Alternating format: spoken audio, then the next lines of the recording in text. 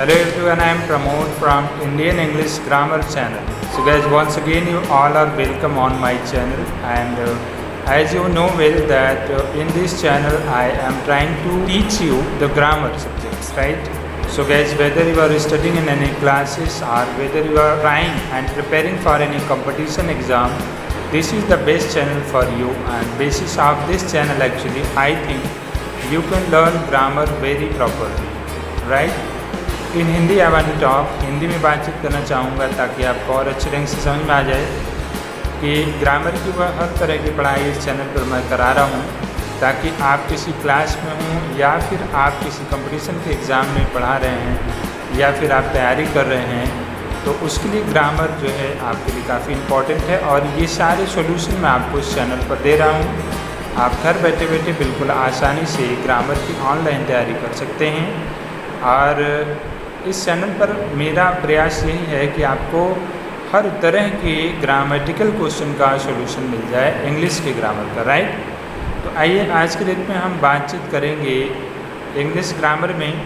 Series हमारा जो है वो पार्ट्स ऑफ स्पीच है, और इस सीरीज़ में विशेष रूप से मैं आपको एडवर्ब के बारे में बहुत सारा डिटेल बताने वाला हूँ, जो बहुत ही ज़्यादा इम्पॉर्टेंट है, राइट।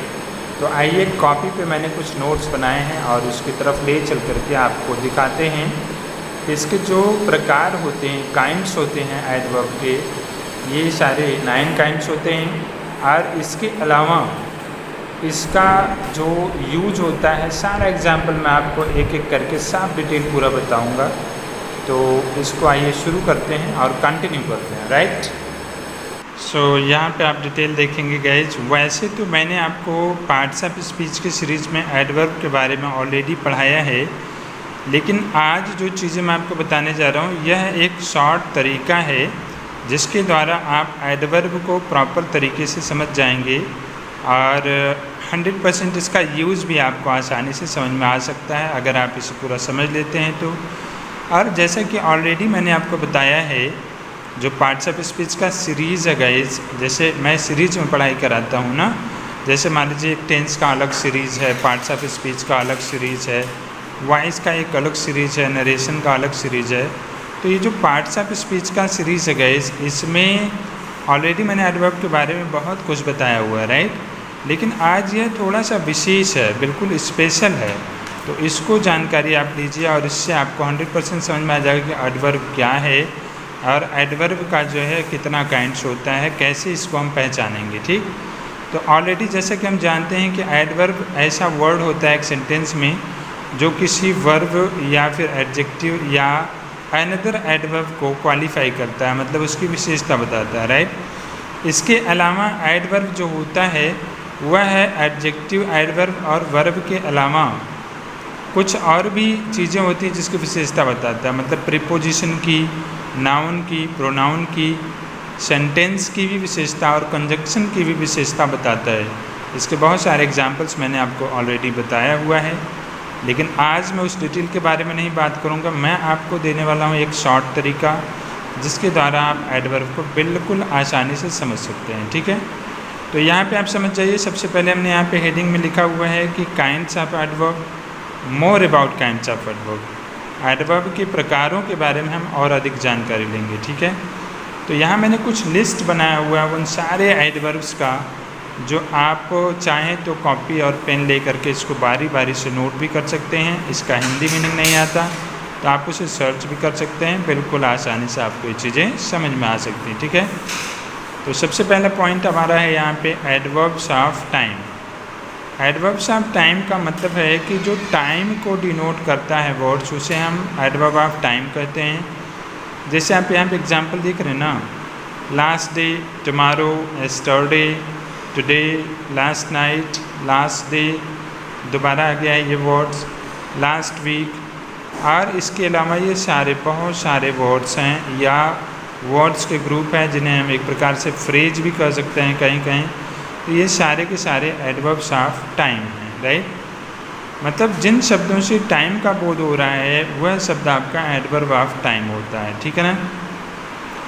कभी कभी हमारे दिमाग में एक पॉइंट आता है, क्वेश्चन आता है कि यार इस सेंटेंस में इस शब्द को हम क्या कहेंगे, यह क्या है, ये नाउन है, प्रोनाउन है, यह क्या है।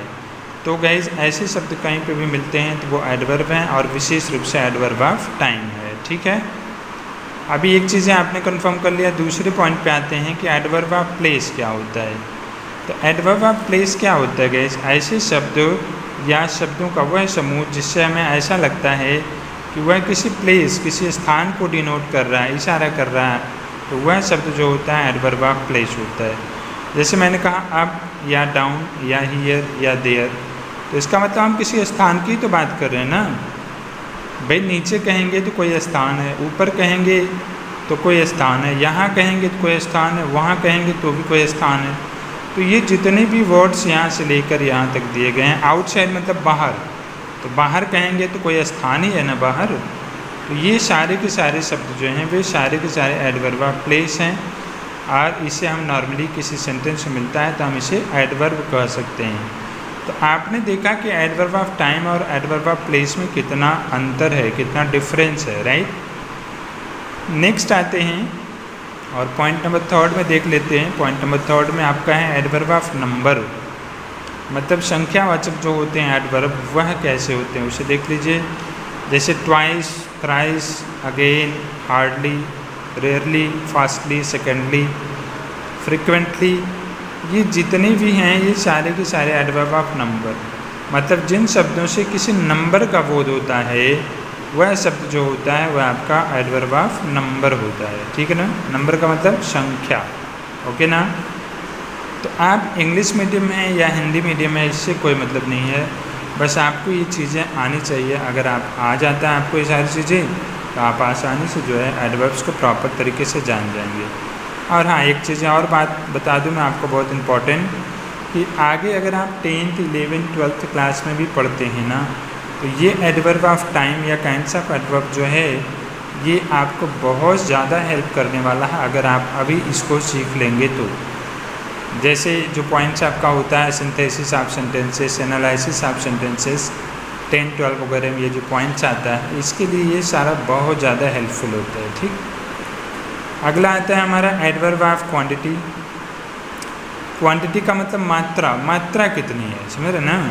मात्रा का मतलब मात्रा कितनी है, और यहाँ है संख्या, तो संख्या और मात्रा में अंतर होता है। जैसे हमने कहा इनफ मतलब काफ़ी, ट्वाइस कहा तो इसका मतलब 2 बार, तो 2 बार कोई संख्या है और इनफ काफ़ी का मतलब कोई संख्या नहीं है। तो कहीं ना कहीं ये दोनों लगभग मिलते जुलते हैं, लेकिन यह नंबर वाचक है, नंबर को डिनोट करता है, और ये क्वांटिटी मतलब मात्रा को डिनोट करता है। तो इससे ऐसे शब्द कहीं भी आपको मिलते हैं तो वो सारे के सारे शब्द जो हैं वो आपके क्या हैं, एडवर्ब हैं, और जो विशेष रूप से एडवर्ब्स ऑफ क्वांटिटी है। ठीक, पॉइंट नंबर 5 में देखेंगे एडवर्ब ऑफ मैनर। मैनर का मतलब होता है तरीका। जैसे हमने कहा फुलिशली मतलब मूर्खता से, ब्रेवली मतलब बहादुरी से, फास्ट मतलब तेज़ी से, हार्ड मतलब ज़ोर से, वाइजली मतलब बुद्धि से। तो ये सब क्या है, एक तरीका है बहादुर से। कौन से तरीके से, बहादुरी से। कौन से तरीके से, मूर्खता से, समझ रहे ना। तो ये सारे शब्द जो होते हैं सेंटेंस में मिलते हैं, ये सारे के सारे आपके एडवर्ब ऑफ मैनर होते हैं। ठीक, यहाँ से लेकर के आप टोटल यहाँ तक नोट कर सकते हैं। ठीक है, अगला मेन पॉइंट हमारा आता है, ये है आपका पॉइंट नंबर 6। जैसा कि मैंने आपको ऑलरेडी बताया कि ये टोटल 9 काइंड्स होते हैं। तो यहाँ पे आ गए हम पॉइंट नंबर 6 पर, और 6 वाले में देखते हैं क्या कह रहा है। 6 वाला थोड़ा सा और कम है, बिल्कुल आसानी से समझ जाएंगे। Adverb of reason. रीज़न का मतलब होता है कारण। एडवर्ब ऑफ रीज़न केवल 3 ही होते हैं, आप इसे याद कर सकते हैं, चाहे नोट करें, बिल्कुल आपके लिए आसान है। देयर फॉर का मतलब इसलिए, हेंस का मतलब यहाँ से, इसीलिए या यहीं से, कंसिक्वेंटली मतलब लगातार। तो इनका जो प्रयोग होता है वो कहीं ना कहीं किसी वर्ब का करने का मतलब क्रिया करने का एक कारण बताने वाले शब्द हैं ये, और इसीलिए इसे हम एडवर्ब ऑफ रीज़न बता रहे हैं। ठीक, पॉइंट नंबर 7 में आएंगे गाइस। पॉइंट नंबर 7 आपका है जो ये है आपका एडवर्ब ऑफ अफर्मेशन और नेगेशन।